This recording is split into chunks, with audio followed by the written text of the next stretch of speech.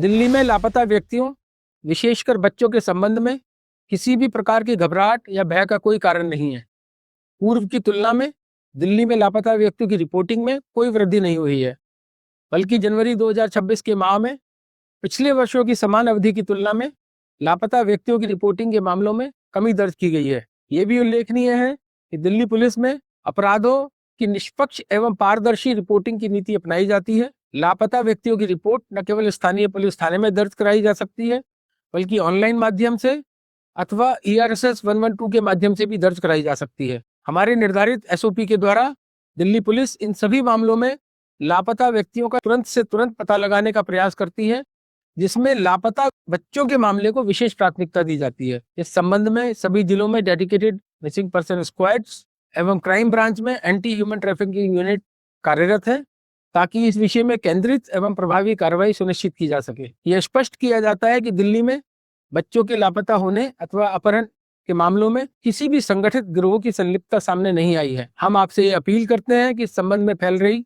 किसी भी प्रकार की अफवाहों पर ध्यान न दें। इसके अतिरिक्त अफवाह फैलाने वालों के विरुद्ध उचित कानूनी प्रावधानों के तहत कार्रवाई की जाएगी। दिल्ली पुलिस ये सुनिश्चित करने के लिए प्रतिबद्ध है कि लापता व्यक्तियों से संबंधित सभी मामलों का रजिस्ट्रेशन एवं तुरंत जांच की जाए और सभी संभव प्रयास कर लापता व्यक्तियों को शीघ्र उनके परिवारजनों से मिलाया जाए। दिल्ली पुलिस आपकी सेवा में सदैव तत्पर। इस साल के पहले महीने जनवरी में राजधानी दिल्ली से 800 से ज़्यादा लोग लापता हुए, जिनमें 629 के करीब लोगों को ट्रेस कर लिया गया है। ये हम नहीं कह रहे, बल्कि दिल्ली पुलिस का कहना है। एक्स पर जानकारी देते हुए पुलिस ने ऑफिशियली ये कहा है, the number of missing persons reported in Delhi has remained largely stable over the past decade. In January 2026 alone, 629 missing persons were successfully traced, reflecting sustained recovery efforts by Delhi Police. Delhi में दर्ज लापता व्यक्तियों की संख्या पिछले एक दशक में लगभग स्थिर बनी हुई है।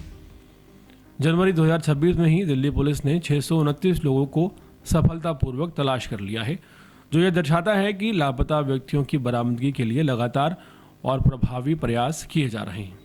दिल्ली में लापता लोगों के मामले को लेकर इन दिनों जो तस्वीर सामने आ रही है, वो राहत देने वाली कम और सवाल खड़े करने वाली ज़्यादा है।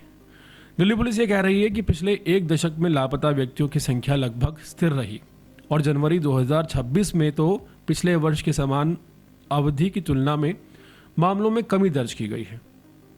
पुलिस के मुताबिक सिर्फ जनवरी 2026 में 629 लापता लोगों को तलाश कर लिया गया है, जिससे वो अपनी कार्यप्रणाली की बड़ी सफलता के तौर पर पेश कर रही है। लेकिन यहीं से कहानी में एक अजीब सा विरोधाभास शुरू होता है। सवाल ये नहीं है कि 629 लोगों को ढूंढ लिया गया, सवाल ये है कि 629 लोग लापता क्यों हुए। क्या ये सामान्य स्थिति मानी जा सकती है कि हर महीने सैकड़ों लोग अचानक गायब हो जाएं और फिर पुलिस उन्हें ट्रेस कर ले? अगर सब कुछ इतना ही सामान्य और नियंत्रण में है, तो फिर इतनी बड़ी संख्या में गुमशुदगी की जो रिपोर्ट है उसकी ज़रूरत क्यों पड़ी? क्यों परिजनों ने मिसिंग कंप्लेंट दर्ज करवाई?